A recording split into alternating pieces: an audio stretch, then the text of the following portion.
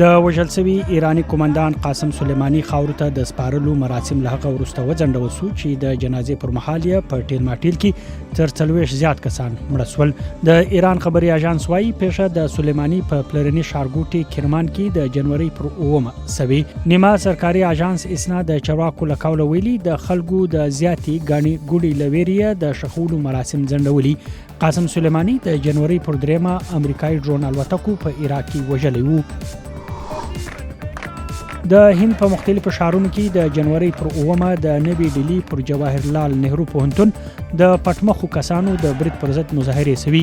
د شنبې په برید کې 15 زده کوونکي او یو پروفیسور زخمی شوي وو. یو زده کوونکی وایي At no point as مونږ ټول زده کوونکي به په هیڅ یو حال کې ظالمانه حملې لکه چې په جواهرلال نهرو پوهنتون وشوې ونه منو.